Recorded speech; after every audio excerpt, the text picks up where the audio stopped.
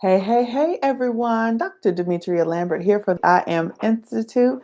Welcome to day 7 of our March challenge of jumping rope and reading through the book of Proverbs so that we can obtain success to serve as a catalyst in other areas of our lives.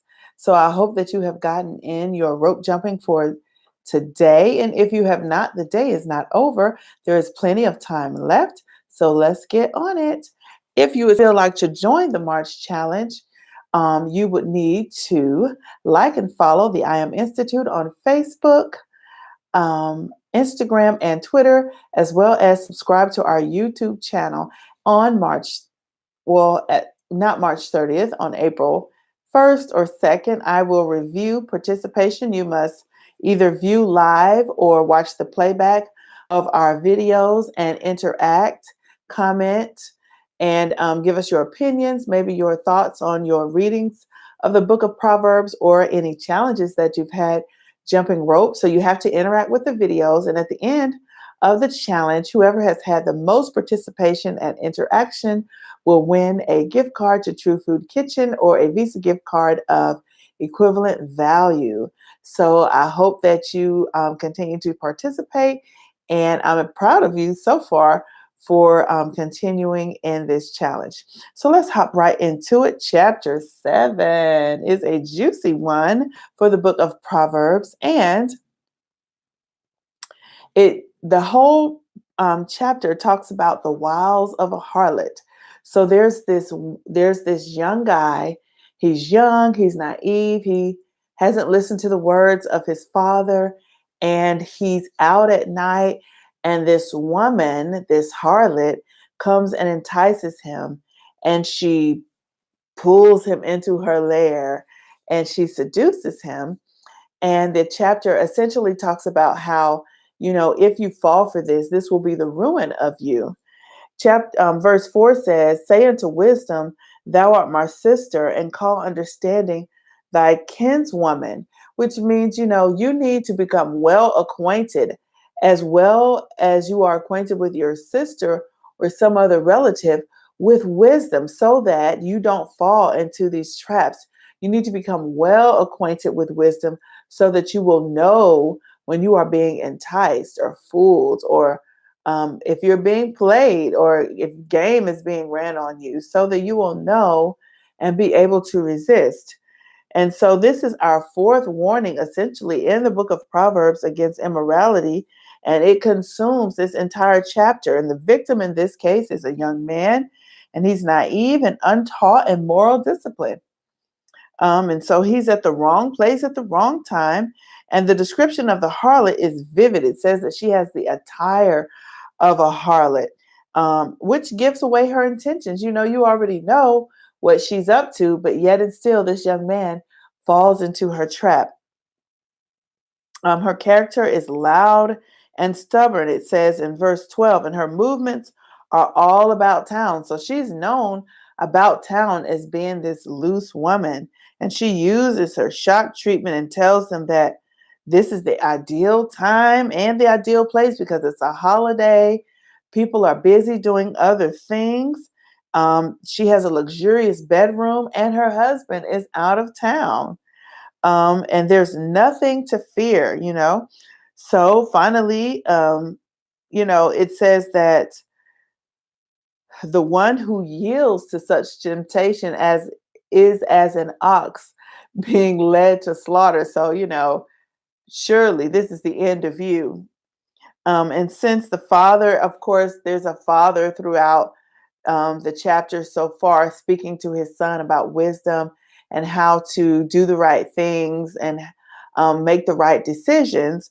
And so the father here realizes that his son, he could yield to this type of temptation, as we all may yield to this type of temptation. And he urges him to protect his heart. And so really this chapter applies to all of us, and not just in the ways of sexual immorality, but just in all ways, in all ways of our life. Sometimes it's so easy to say yes to the easy thing. It's easy to say yes to the thing that's going to be the most enjoyable, but that thing could yield to temptation. Today, I was having a talk with my husband about the healing of our bodies and, what we put into our bodies. And man, it's so easy to yield to sexual temptation and temptation of eating the wrong things. Chocolate cake tastes good, chicken tastes good, fried foods taste good, but in the long run, is it going to benefit the health of your body? Um, Sometimes, drinking wine tastes good. I like wine, but if you drink it in excess, is it going to benefit the health of your body? So we have to be so mindful of what we do and how we exercise the rights that we have. You cannot be so naive that you don't do the things that are right for your body. And that's um, where the importance of education comes in so that you can make the right decisions. This young man, it says that he was not taught, he was untaught in moral discipline. But had he been taught, maybe he would have recognized that, this woman here, she looks good and she sounds good and she makes a good argument, but she really does not mean me any good. Nothing good can come from this. And so a lot of times we have to really make those tough decisions when it comes to things that we might enjoy, things that might be the easy way out, especially when we're trying to do things to improve our lives. So it's so important to heed wisdom, to heed teaching, and to also do your research so that you will know what is the right thing to do. So many times we're told something that might be correct, but just because it's a popular belief and just because many people agree with it doesn't mean that it's correct and doesn't mean that it's the healthiest thing for you, for your life, for your spirit, for your soul. Um, you have to do what is best for your body, for your mind, for your spirit, and for your soul. And that involves doing a little bit of research versus just going along with the status quo. Okay, so you know, the whole chapter of chapter 7 talks about this young man being lured into this woman's lair and being led astray because he did not listen to, he wasn't taught. And then sometimes, if we're taught, we don't listen to wise teachings. So it's so important to do that. And I encourage all of you to revisit things that you've been taught. If you take notes when you go to lectures, seminars, this past November, I went to a wonderful, wonderful seminar. It was business based, and I took lots and lots of notes. And periodically, I go back and review those notes to help keep me on track with my own business, but also to remind me and serve as encouragement to do the right thing and make the right decisions in terms of my business. So I encourage you to do the same thing, whether it be reading scripture, reading books, going back and rereading something that you've already read. It's so important so that you have that wisdom in your heart. So when temptation comes, you will be equipped to do the right thing. So hopefully you have gotten something out of today's teaching, and I hope that you continue to jump rope. If you have not purchased your jump rope yet, please get on it.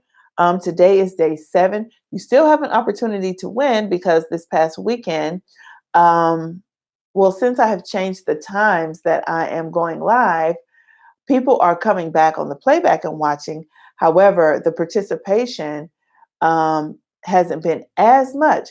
So therefore, if you jump in now, you have a very good chance of catching up to be the leader. So that's a good opportunity for you now to catch up. And I hope that you are jumping rope. It's healthy for your heart. It's good for your muscles. It's a full body workout. It's great for those abs. And it will just make you feel better. And of course, at the end of the month, we want to feel that we have accomplished a feat, a challenge that we might not otherwise have accomplished. Reading through the book of Proverbs and jumping rope. And I hope you add a little time to your jumping rope every day so that you can build up and really, really accomplish something at the end of the month. I'm so proud of you thus far, and I hope you keep up the great work. This is Dr. Demetria Lambert for the I Am Institute, and until next time, I will see you later.